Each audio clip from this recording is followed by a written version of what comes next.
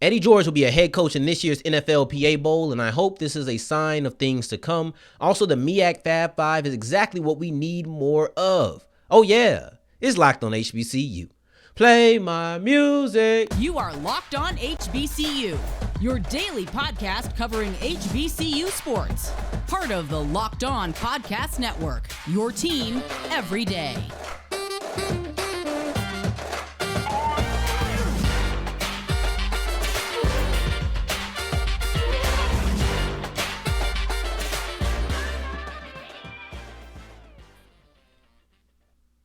What's going on, family? Welcome back to another episode of the Locked on HBCU podcast, your number one daily one-stop shop for everything HBCU athletics, Monday through Friday, part of the Locked on Podcast Network, your team every day. And I, of course, am Darian Gray, a.k.a. the Mouth of the South, Texas Southern alum and former TSU Herald Sports editor. Thank you for going on this journey with me, making Locked on HBCU your first listen of the day every day. And remember, just because the mic cuts off does not mean that the journey is over. It just means it's time to follow me on Twitter at South Exclusives. And I appreciate y'all going on this journey every single day. Today's episode is brought to you by BetOnline, who has you covered this season with more odds, props, and lines than ever before. BetOnline, where the game starts. And Eddie George will be the head coach, or one of the head coaches, in this year's NFLPA Bowl. And I really do hope that this is a sign of things to come. I think this has a lot of momentum that could be created if it turns into a snowball effect. But we're hoping for that snowball effect this time, right? So the NFLPA Bowl is coming up at the end of the month, January 28th. So I don't know who's going to be on that staff with George. I'm sure as we get closer to the middle of January, we'll know more about that. But as of right now, all that really matters is that Coach George is going to be the head coach. And this is really just another step in a progressive path that I feel like Coach George has really started to lay out since he's been the head coach at Tennessee State, whether that was bringing in or scheduling opponents who hadn't really scheduled HBCUs before and getting good payouts because of it, or just, things of this nature. I just feel like he continued to take right steps. Marketing and branding is pretty good for Eddie George at Tennessee State. So I can definitely say he's doing a solid job there. And now he's representing the Tigers at one of, and depending on who you ask, maybe the most prestigious pre-draft bowl in the NFLPA Bowl. And I think that this is something that is phenomenal. I don't want to move too quickly off of it, but I do have my eyes on the future as well. And I think that Eddie George being the head coach at the NFLPA Bowl is something that can really, like I said earlier, snowball and be a really big deal, and something that should be a sign of things to come. Because I understand that Eddie George likely was able to be the head coach of this game because, yeah, he's Eddie George. And also on the other side of things, he's a great NFL player. So his status as an individual likely led to him being able to get this easier than some other ones. It's just more acceptable, right? Because he's Eddie George. Yes, he's the head coach of Tennessee State, but he's Eddie George first in a lot of people's mind. But I think that this should be a sign of things to come, similar to I think it should be a yearly thing too, similar to the Senior Bowl Minority Fellowship, where you had 4 HBCU coaches who were a part of the Senior Bowl staff in last year's game, 2 on each side. And you've seen Coach Wheatley be able to take this and turn that into a coaching position in the NFL with the Broncos, which I really hope he's able to keep, with Nathaniel Hackett and all of the ups and downs. Who knows what that's going to be, but hopefully he's still able to stay on. He's the running backs coach. So that's the dream for those who want to elevate. You can do that, and it's shown to be able to work. So that's what I really am looking for. And listen, I'm not asking for a bunch of coaches to be head coaches. I promise you I'm not doing that. Just be a part of the staff. It's not, just please include me. No, that's not what I'm saying. That's not the tone I'm looking for. But if we're being realistic, networking is a thing. Networking is a beneficial thing. And we've seen how it worked for Wheatley. I don't even need to be head coaches. Like, I don't even need you to get Bubba McDowell or anything. Take the quarterbacks coach. Put the quarterbacks coach out there. Take the linebackers coach. Let the linebackers coach help with the defense. And if we're talking about quarterbacks coach especially, you take a quarterbacks coach and you move up the ranks, that's the pipeline to being in the NFL. And these are things that we need. We're not just looking for players to the NFL. We talked about this last year. Coaches to the NFL. Representation of just color in the NFL. It doesn't even have to be HBCUs. We're here on Locked on HBCU, so we're discussing coaches of color from an HBCU. But I don't care if this guy came from Delaware State or Delaware. I think including the representation of color in the NFL is something that's major. In the quarterback position, matter of fact, in the Rooney Rule, The quarterback position is something that is required. Not only head coach, I think it's also quarterbacks coach, because they understand how getting to the quarterbacks or being a quarterback coach leads to being an NFL head coach. So that's the importance of a quarterback coach as far as that goes, right? I want to reiterate, man, I don't want it to seem like I'm being ungrateful or like I'm being dismissive. Like, Eddie George being a head coach is a big deal. I am proud of that, and I'm happy about that. But at the same time, I see something bigger that it can become. So we're just speaking with forward-looking eyes. Our view is just forward, but that doesn't mean we don't think that this is a big deal over here. I definitely think that it is. But coaching, another thing you can do is it's like a coaching summit. So let's say you don't want to move up. Some people want to move up, and this increases your visibility. If you want to be an NFL head coach, an NFL coach, period, this is going to increase your visibility for sure. But maybe that's not what you want to do. Treat it like a coaching summit. You go there, you network, you get certain tips, and it doesn't mean you're being a little bro or anything. Players have this all the time. Like, you think Travis Kelce and George Kittle, or just Travis Kelce and a tight end that you might not even know, you think they're sitting there like, oh man, I don't want to be little bro by taking tips. No, it's a coaching summit of sorts where everybody gets to say, I teach linebackers like this. Oh, you teach linebackers like that. I might not adopt your philosophy, but I might see a couple of things within what you do that I want to steal. You know, it's this book called Stealing Like an Artist. It's just about it. I think it's really just about being inspired, but that's what this can do. So not only are coaches able to benefit, this isn't even about HBCUs as a brand. This is about coaches of mine, of color, and then also being able to take this back to your players. So if I am Tennessee State head coach, let's just say I'm the running back coach or something, right? And I'm talking, oh, this is how you do your running backs? This is how you teach? Okay, cool. And I take it back, and I'm able to show my running backs these tactics. And now it gives another, tool in the toolbox. So that's why I like this, and I think it should become something that is relatively frequent. I say on a yearly basis, because who does it hurt? Who does it hurt? It doesn't hurt anybody, man. And then going forward, we're going to be breaking down the Fab Five out of the MEAC. And no, I'm not talking about basketball. I'm talking about 5 powerful women in the MEAC that we need to highlight. I promise you, I cannot wait to talk about them. But first, today's episode is brought to you by Built Bar. And they are the #1 protein bar on the market, bar none. It does not matter who you put up next to them. They are going to pale in comparison. They are covered in chocolate, full of flavor. They have everything you could possibly need, and they're healthy.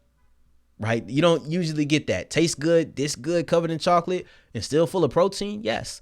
Go look at the nutrition facts, because you take a bite of them, you're like, oh man, this is a delicious candy bar. No, it's not. It's a protein bar. It's a delicious protein bar that is also going to be extremely good for you. Churro, cookies and cream, raspberry, chocolate dough. Chocolate chip cookie dough. Man, all of these flavors probably have your mouth watering. You probably want to put me in your AirPods, your earbuds, whatever. Put me in your car speakers, and let's just go ahead and go to Walmart and Sam's Club, because they're there now. You don't even have to be patient. You don't even have to wait. But if you can hold off for a little bit, I'll give you an extra deal. You can use the promo code LOCKED15, and you'll use that to get 15% off your offer on the website built.com. On built.com, use the promo code LOCKED15, and you get 15% off your offer. As we continue rolling on today's episode of Locked on HBCU, I appreciate you for making us your first listen of the day. Every day for your second listen, check out Peter Bukowski and the local experts that he brings on to break down the national stories on a daily basis on Locked on Sports Today. I've had the honor of bringing on or being on there a couple of times, so just type them in wherever you get your podcast, including this app right here. And then when I finish talking, you can click him on, and it'll be like, whoop, whoop, bam. Can't think of a better pairing. But let's talk about this Fab Five for the MEAC. And no, they don't play basketball. No, this Fab Five does not include some iteration or some version or some likeness of Chris Webber and Jalen Rose. No, this Fab Five is 5 powerful women in the MEAC who are all athletic directors. And this is something that I think is extremely special. I'll be honest with y'all, man. Women in sports is something that it warms my heart. I love to see it.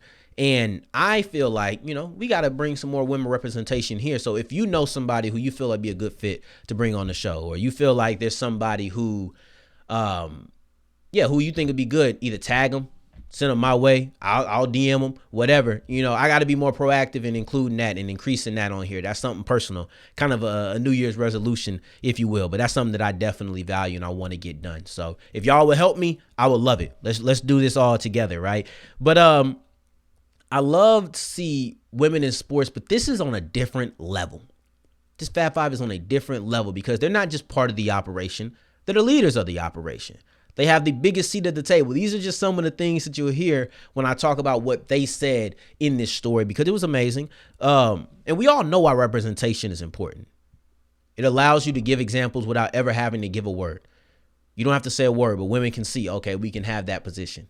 And, we're getting to the point where, it's agreeable. Yeah, we can have women on TV, but at the same time, they're taking that next step up. And they're saying, we want to have positions of power. We want to have a little bit more say so. We don't just want to be seen. We want to be heard. We want to be felt. And I love it, man. I'm here for it. I'm here for it. So let me go ahead and list off these women real quick. So it's 5 of them. 5 of the 8 schools in the MEAC have female athletic directors. So that's over half. And that's really special because that's rare. It's already a good thing what they're doing. You have female athletic director. That's great.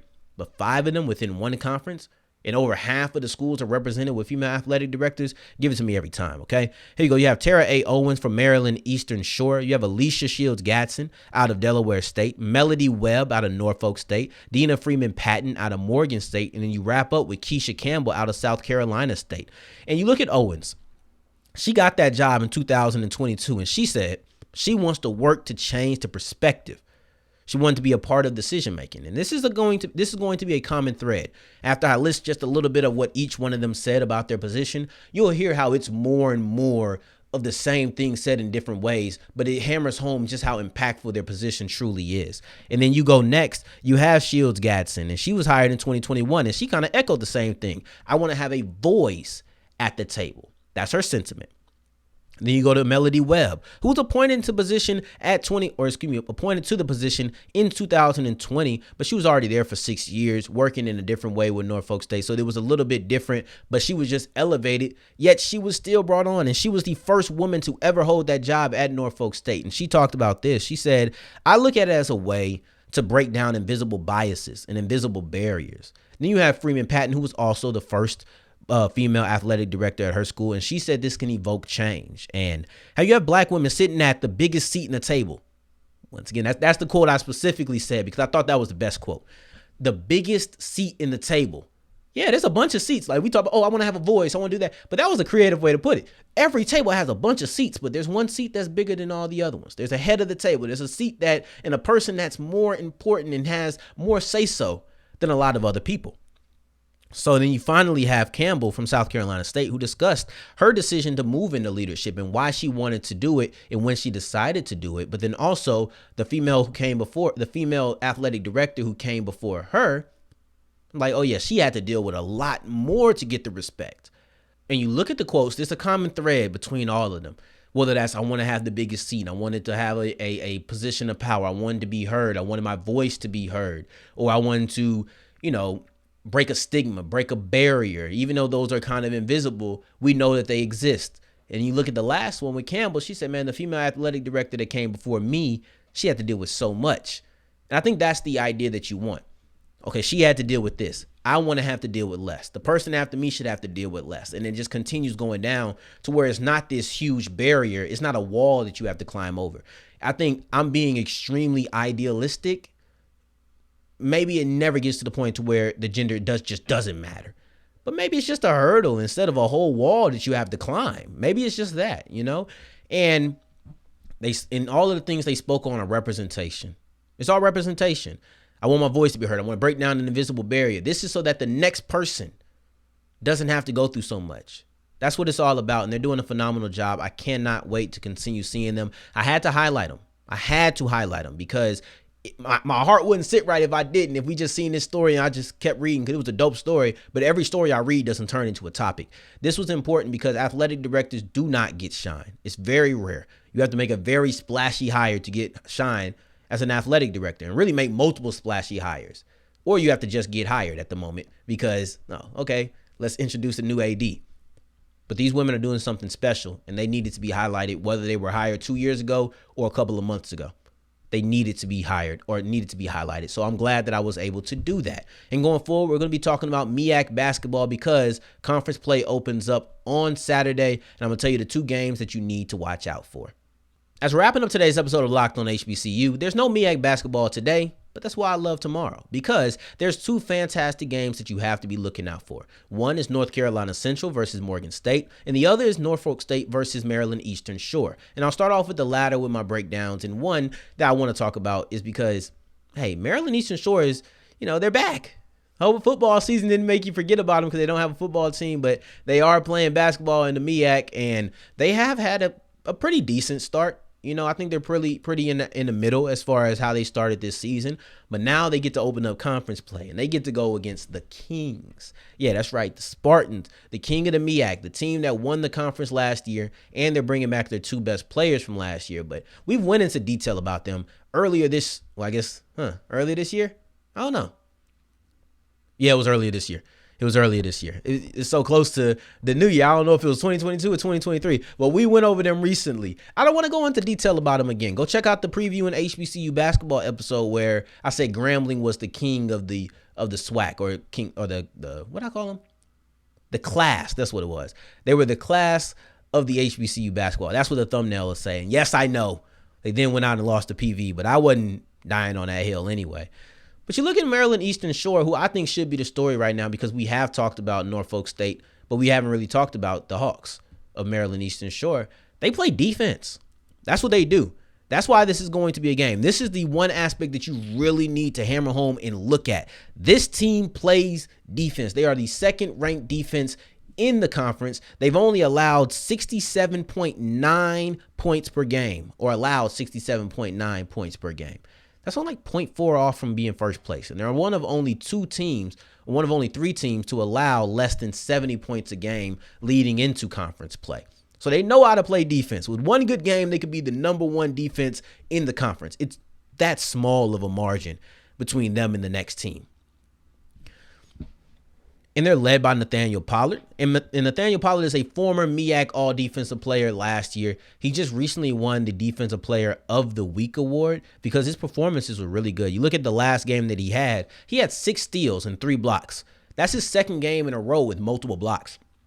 The second game in a row with multiple blocks in a game. So he's been very impactful. He knows that he's a good defensive player. You got to have that confidence. The coach said, he does a good job, praised him for being able to fight through screens. And even on the things that don't really fill out the stat sheet, you still feel his impact, whether that's through numbers or just being able to watch the game. And this is something that I think is going to be a deciding factor because, yes, you have Chris Bankston. Yes, you have Joe Bryant Jr. But at the same time, this has been a really good defense, and if they can stop Norfolk State in the same way that you stopped the teams before conference play, now you're going to have yourself a game. If they can't stop Norfolk State, it's not a game. Norfolk will run away with it if they can't stop them, because Maryland Eastern Shore doesn't score a lot of points. They just stop a lot of people.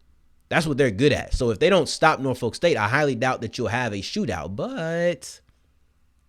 But the next game I do think can be a shootout, has shootout capabilities, and that's North Carolina Central versus Morgan State. You have the 1 and the 2. You have the first and the second ranked offenses in this conference.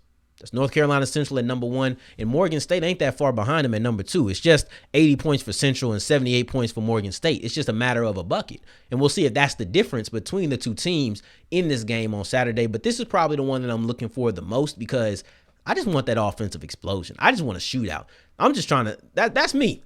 I just wanted them to go out there and go up and down the court and go bucket for bucket. Who's going to miss?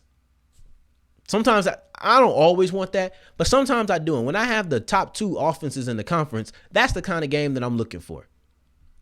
And they have the skill to do it. Malik Miller from Morgan State is the second leading scorer in the conference. You have right behind him, number 3, is Isaiah Burks, his teammate. And they're averaging 18 and 17 points a game. That's 35 points from your backcourt, your starting backcourt in the game.